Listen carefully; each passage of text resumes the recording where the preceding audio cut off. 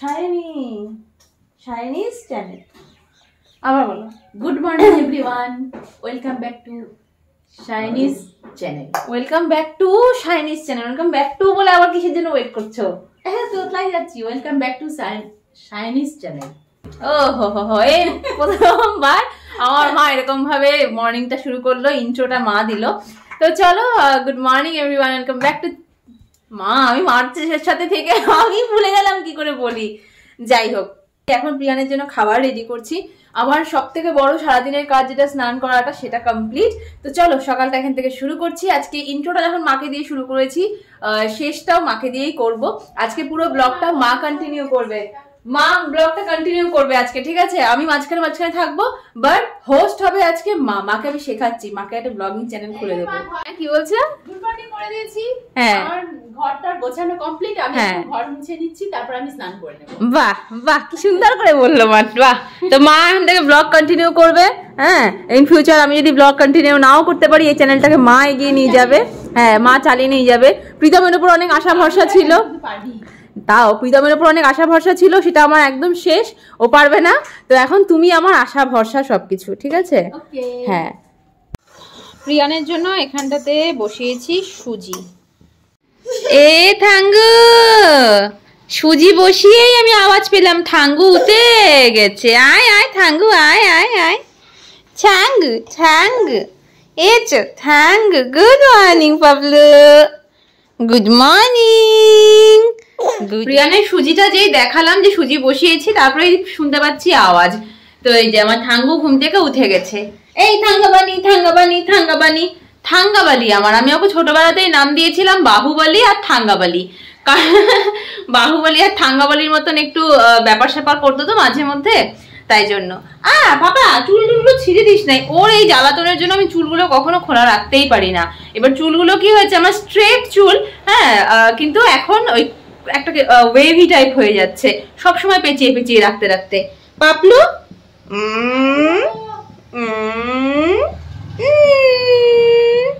ঘুনো দিয়ে উঠেছ, এখন তোমার মুডটা কখন ভালো হবে পাপা? তো খাবারটা বানিয়ে ওকে খাইয়ে নি, তারপরে আসছি। সুজি এখানে রেডি। দুপুরের জন্য এখানে গাজর কেটে রেখেছি, ডালিয়া ডাল ভিজিয়ে রেখেছি, আমাদের দুপুরের ভাতের জন্য চাল ধুয়ে রেখেছি, আর এখানে দুধ জাল দিয়ে রেখেছি। এবারে দিয়ে দেখি মা কি করছে। মা, আমার তো অনেক কাজ কমপ্লিট। আমি বলবো বললাম, তুই তো বলেই দিলি। আমি কি করলাম সেগুলো বললাম। আর একটা জিনিস দেখাই, মাকে সেই ঘুম থেকে ওঠার পরে প্রথম যখন গুড মর্নিং বললো, তখন এই চাটা বানিয়ে দিয়েছিলাম, সেটা জল করে দিল, এখনো অবধি খেলো না। এগুলো মানা যায় না? আজকে একটু ঝিটিমিটি কাজ হাতে নিয়ে নিয়েছিলাম, তাই পারিনি বলতে। হ্যাঁ, চা খেতে পারিনি, সেই জন্য তুই আমার দিকটা একেবারে অন্ধকারে ধরছিস। না, দারুণ ফর্সা আসছে তোমাকে, তুমি তো এমনি ফর্সা। তুমি যেখানে থাকবো অন্ধকার, তুমি যেখানে থাকো, এই যে তুমি যেখানে থাকো সেখানে অন্ধকার আলো হয়ে যায়। মা এই যে আমি বললাম যে আমাকে দে, আমি বলি। তুই যখন বললি মা আজকে চ্যানেল, আচ্ছা মা আজকে সেলফিটা করবে, আমি মাকে ক্যামেরাটা দিচ্ছি, মা বলুক মার কি বলার আছে। আমি বলে দিচ্ছি। ওই যে ও এরকম ব্যাক ক্যামেরা, হ্যাঁ ব্যাক ক্যামেরাতে ভালো আসছে। বলো ভালো, তুই না অ্যাকচুয়ালি ব্যাক ক্যামেরাতেই করে, তুমি বলো না। ভালো খারাপের জন্য বলছি না, তাহলে কি সেটার জন্য বলছি না। আমি বললাম আমি স্নান টান করে এসেছি। হ্যাঁ, স্নান করতে যাওয়ার আগে ঘর করছিলাম, তখন বলে গেলাম স্নান করে এসেছি। তাহলে এখন আমি কিছু বলি, বলো। কি বলবো মা, বলো বলো। এটাই যে আমার স্নান হয়ে গেছে, এখন আমি হচ্ছে আমার ভাইকে খাওয়াবো। হ্যাঁ, মাম্পা তো সুজি রেডি করে দিয়েছে, এখন শুধু আমি খাওয়াবো ওকে। আর রান্নাঘরে যেহেতু আমাকে ঢুকতে দিচ্ছে না, বলছে তোমার শরীরটা ভালো না, রান্না ও করছে ঠিকই আছে। আমি আমার মায়ের মুখের দিকে যেও না। আমার মায়ের মুখে যতই হাসি থাকুক না কেন, যতই ফ্রেশ লাগুক না কেন, ভেতর কিন্তু ভীষণ উইক। মায়ের এটা একটা কি বলবো, ভালো গুণ বলতে পারো বা খারাপ দিকও বলতে পারো। প্লাস মাইনাস দুটোই, পজিটিভ নেগেটিভ দুটোই দিক আছে। যে চেহারা দেখে কখনো বোঝা যায় না যে কতটা শরীর খারাপ, শুধু যদি কিনা হসপিটালে অ্যাডমিট করার মতন কন্ডিশন হয়ে যায়, যেটা সেদিন হয়েছিল। আদারওয়াইজ ভেতরে যতই প্রবলেম থাকুক না কেন, মুখে হাসি লেগেই আছে। শরীরটা এটা ঠিক দুর্বল, আমি মাথাটা ঘোরায়, যার জন্য আমাকে দিচ্ছে না। এটা ঠিকই, হয়তো শুরুটা করলাম, কিছুক্ষণ করার পরে আমার মাথাটা ঘোরাবে, এটা আমি জানি, তাই ও দিচ্ছে না। ঠিকই আছে, আমি ভাইকে নিয়ে থাকি, আমার সোনা ভাইকে নিয়ে। হ্যাঁ, বাবা নিয়ে গেছে তোমার ভাইকে এখন মর্নিং ওয়াকে। আর হাসিটা কি, হাসির জন্য কোনো পয়সা লাগে না, তাই না? ওই জন্য হাসো তুমি, পয়সা লাগলে হাসতে না। দিদি বাহ, দিদি দিদি দিদি এইটুকু নিয়েই তো যাবো। এই তো নিয়ে যাব সারা জীবন, যা যেভাবে থাকি হেসে খেলে থাকি, এটাই আনন্দ না? এই তো জীবন। মুখে থাকলে আজকে যদি আমি মুখটা সবসময় বলি আমার ব্যথা বেদনা এই সেই, তোদের তো ভালো লাগবে না। একদম সবার কথা চিন্তা করেই মুখে হাসিটা রাখি। আর এই যে মা কথাটা বললো, মায়ের মুখে হাসিটা থাকে জন্যই কিন্তু আমাদের বাড়িতে সবার মুখে হাসিটা থাকে। বাড়িতে আমি এটা দেখেছি, মায়েদের ওপরেই কিন্তু পুরো বাড়িটা ডিপেন্ড করে থাকে, বাড়িটা হাসি খুশি আছে না, বাড়িটা গম্ভীর আছে। যেদিন মা অসুস্থ হলো সেদিন যেরকম পুরো বাড়িটা থমথমে ছিল, কারণ মা গম্ভীর ছিল, সেদিন কোনো উপায় ছিল না। আদারওয়াইজ এই যে আমরা ছোট থেকে এত বড় হয়েছি, যে কথাটা আমি আগেও বলেছি আবারও বলছি, আমি চেষ্টা করি যে আমিও যেন ওরকম হতে পারি। এরকম হওয়াটা মুখের কথা না, চারটিখানি কথা না, বাট যদি হতে পারি, হতে পারবো মা, হতে পারবো মানে তোর যে সমস্যা, তোর জীবনে যে সমস্যা গেছে এখন তো বলতে অসুবিধা নেই, সবাই জানে, তোমরা জানো, ও বলে দিয়েছে যে প্রীতমের চাকরি ছিল না এতদিন। এই যে এত মাস ধরে একটা চাকরি নেই, সেই অনেক কিছু সমস্যা ও যে মানে এগুলোকে ওভারকাম করলো হাসি মুখে, শুধু ক্যামেরার সামনে না, ক্যামেরার আড়ালেও আমাদের সাথে, আমাকে কখনো চাপ দেয়নি ও কোনো রকম চিন্তায়, যে ও জানে মা কাছে গিয়ে বলি, ভাল লাগে এগুলো শুনতে, ও জানে মা খুব টেনশন করে, আমাকে কিন্তু ও টেনশন দিত না। আমি খুঁচিয়ে খুঁচিয়ে ওর থেকে কথা নিতাম যে কি রে এখন কি চলছে, কোথায় কি হ্যান ত্যান সব খোঁজ খবর আমি নিতাম, কিন্তু ও বলতে চেত না আমাকে, জানে মা টেনশন করবে। তো এইটা আমি খুব মানে প্রাউড ফিল করি আমার মেয়েকে নিয়ে, যে ও হাসি মুখে ব্যাপারটাকে এত সুন্দর ট্যাকেল করেছে না, যে আমি সত্যি গর্বিত। শাবাশ বেটা। হ্যাঁ এইটা ঠিক, আমার ব্লগে অনেকেই মানে পরে যখন আমি জিনিসটা ডিসক্লোজ করলাম, একের পর এক ফোন এসেছে আর সবাই এটাই বলেছে যে তোকে দেখে এরকম বোঝাই যায়নি, এটা কি বলে এত প্রবলেমের মধ্যে এত হাসি মুখে কি করে থাকা যায়।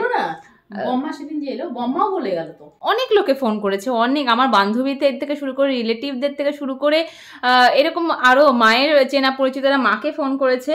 তো এই জিনিসটা হয়তো ওই বলে না হেরিডিটির একটা ব্যাপার থাকে। হ্যাঁ ছোট থেকে যেহেতু মাকে দেখে এসেছি না এরকম ভাবে এত সুন্দর ভাবে থাকতে, কোথাও না কোথাও গিয়ে ওটাও কাজে লেগেছে। আচ্ছা বাবাকে ডাক, তাহলে ওকে খাওয়াই। হ্যাঁ অনেক হয়েছে আমাদের কথোপকথন, গল্প, নিজেদের ক্রেডিট নেওয়া, তবে এগুলো কিন্তু স্ক্রিপ্টেড না এগুলো। আর আজকে সকাল থেকে যে মা ব্লগ করবে সেটা মা গতকাল রাতেও জানতো না, আমি হঠাৎ করেই মাকে বললাম মা করবে, কারণ মায়ের ভেতরে না একটা সুপ্ত ইচ্ছে মাঝে মধ্যেই আমি বুঝতে পারি যে এগুলোর প্রতি একটা ইন্টারেস্ট আলাদাই আছে। তো ওই জন্য আমি ভাবলাম যে না ঠিক আছে চলো আজকের দিনটা না হয় একটু ফ্রেশও আছে মা, তো মাকে দিয়ে শুরু করা যাক। আর এটার মধ্যে মাকে ইনভলভ করে রাখলে মার অনেক কিছু আরো যেগুলো শরীর খারাপের ব্যাপারগুলো আছে একটু ভুলে থাকতে পারবে, এই জিনিসটা আছে। ব্লগিং করে এই জিনিসটা আমিও বুঝেছি যে নিজেকে একটা কিছুর মধ্যে এঙ্গেজ করে রাখলে পরে না সময়টাও যায়, ভালোও থাকা যায়। আর না হলে পরে এইসব মানুষের তো দুশ্চিন্তার আর শেষ নেই, অনেক রকম চিন্তা, অনেক রকম প্রবলেম, এগুলো নিয়েই তো চলতে হয়।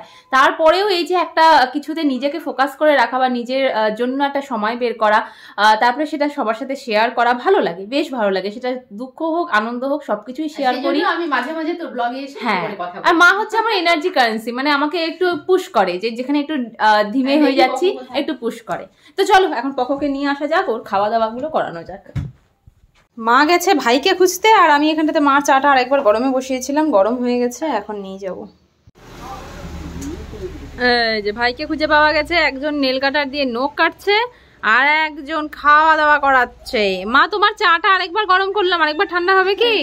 ঠিক আছে দে এখানটায়। তো ফাইনালি এখানটাতে আমাদের ব্রেকফাস্টের জন্য রেডি করে নিয়েছি, 3 জনের জন্য ছাতু আজকে গুলিয়ে নিচ্ছি। পকো আজকে খুব কান্নাকাটি করছে, ওর মাকে ছাড়ছে না, তাই আমি আবার মোবাইলটা নিলাম আর ওর খাবারটা আমি বসিয়ে দিলাম। এটা ওর মাই বসায়, এটা পকোর খাবার আর কি, বসিয়ে দিয়েছি। সব সবজি টবজিও কেটে রেখেছিল, আমি বসিয়ে দিলাম। শুনকি এখান থেকে জল নিয়ে যাচ্ছে আর দেখে টাটা করে যাচ্ছে। এইচো বাবা, এইচো।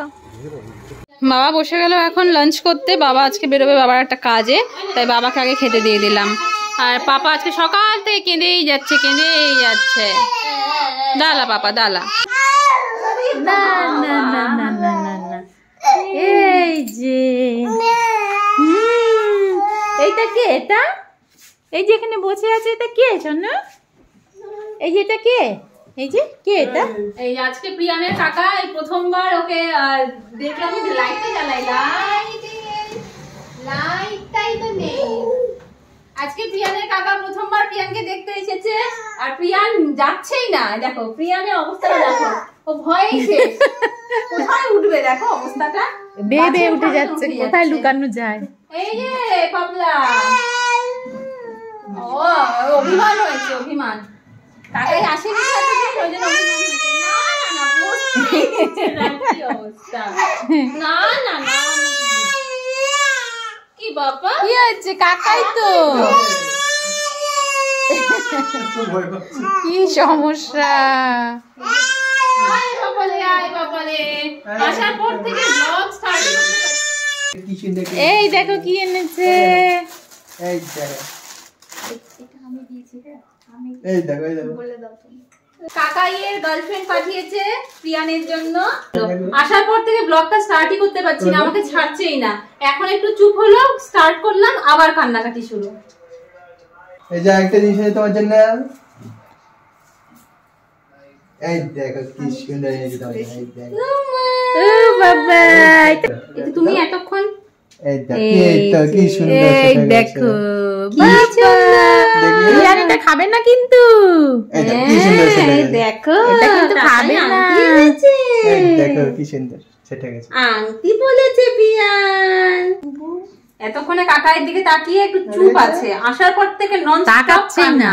হ্যাঁ, প্রিয়ান কাঁদতে কাঁদতে এখন রাস্তায় ফুনকিকে দেখে ফুনকির কাছে চলে গেল। তো এখন আমি ওই যে ওর খাওয়ারও টাইম হয়ে গেছে, খাবার টাওয়ার সবকিছু নিয়ে যাচ্ছি ফুনকির ওখানটাতেই, ওকে ওখানেই খাইয়ে দেবো। ভাই বাবা আর মা তিনজন একটু গল্প করুক, তোমরা গল্প করো, আমি খাইয়ে আসি ওকে। এই যে এখানটাতে এসে প্রিয়ানকে খাওয়ালাম, ফুনকির কোলে দেখি খুব সুন্দর, এখানে বিছানার মধ্যে নাকি এতক্ষণ খেলাধুলো করছিল, এখন সুন্দর খেলো, কোনো জ্বালাতন কিচ্ছু করেনি। এখন আবার ওকে নিয়ে যাচ্ছি, ফুনকি রান্না টান্না কিচ্ছু হয়নি তাই না? এখন আমি নিয়ে যাবো ওকে, ফুনকি রান্না করবে, তারপরে আবার যদি কান্নাকাটি করে তখন দিয়ে যাবো। আচ্ছা, মাম্পা করতে পারলো না, ওর ভীষণ কামছে পকো, তাই জন্য শেষমেশ আমি বসালাম আবার এসে। চিকেনটাও করেছে, কিন্তু পেঁয়াজ কলি ভাজা করবে বললো, বেগুন ভাজা করবে, আরও অনেক কিছু করার কথা ছিল, কিন্তু ও রান্না বসাতেই পারলো না শেষমেশে, এত কাঁদছে। ওর কাকাই এসছে, নতুন মুখ দেখে ও কাঁদছে খুব, যার জন্য আমি লাস্টে বসিয়ে দিলাম। ও বলেছিল আমাকে বসাতে না, আর এতক্ষণ না পকুকে নিয়ে একটু এদিক ওদিক করাতে আমারও এখন শরীরটা ভালোও লাগছে না, কিন্তু তাও এখানে বেগুন ভাজা বসিয়ে দিয়েছি, আর এখানে পেঁয়াজ কলি হচ্ছে। খাওয়া দাওয়া কমপ্লিট, এখন ভাই বেরিয়ে যাচ্ছে, বিকেলের ট্রেনেও চলে যাবে। টাটা। ভাস্তাকে আর কোলে নিতে পারলো না, এর পরের বার কোলে নেবে। হ্যাঁ, তো ফাইনালি আমি আর মাও ভাই যাওয়ার পরে খাওয়া দাওয়া করে উঠলাম এখন, আর পোকো ঘুমোচ্ছে। তো বেশ ভালোই কাটলো সারাটা দিন। আজকে মানে প্রিয়ানকে দেখে আমরা যা সবাই অবাক, ও বাড়িতে থাকলো না শেষমেশ, ও চলে গেল শুনকির কাছে। এর আগেও একবার শুনকি এদিক দিয়ে এসেছিল, তো ভাই ছিল জন্য আমি আর দিইনি, শুনকির কাছে যাবে দু হাত বাড়িয়ে, তো ভাইও বললো যে না একটু থাকুক, আমি তো চলেই যাবো একটু পরে। তা যখন আমি ঘরে নিয়ে আসলাম এমন কান্নাকাটি শুরু করলো, মা তারপরে বাধ্য হয়ে, কারণ আবার খেতে দেওয়ারও বিষয় ছিল, ওই বাড়িতে নিয়ে গেছে, মার কোল থেকে ঝাঁপিয়ে শুনকির কাছে চলে গেছে। তাই শুনকি বলছে যে আজকে তোদের বাড়িতে থাকতেই চাইছে না, মানে ওর জানি না কেন। আমি তাই বললাম যে হ্যাঁ অভিমান করেছে, এতদিন কাকা দেখতে আসেনি তো তাই জন্য হয়তো। তো যাই হোক, এখন ঘুম থেকে উঠুক, ওকে নিয়ে যাব, ওকে ওই বাড়িতেই খাওয়াতে হয়েছে, মানে এইখানে এনে ওকে খাওয়াতে পর্যন্ত পারছিলাম না, এই আজকে পরিস্থিতি। এখন এই ব্লগটা এখানটাতে এন্ড করছি, এরপরে প্রিয়ান ঘুম থেকে উঠলে পরে বিকেলের ব্লগটা আমি কন্টিনিউ করবো। আজকে যাব ওর মানিদের কাছে গিয়ে চকলেট দেবে সবাইকে, যে চকলেটটা ডেলি দেবো দেবো করে দেওয়া হচ্ছে না। তো চলো সেই ব্লগটা রাতের 9:30টার সময় তোমরা ব্লগে দেখতে পাবে। টিল দেন এখন আমাদের টাটা, দেখা হচ্ছে নেক্সট ব্লগে। তো টাটা।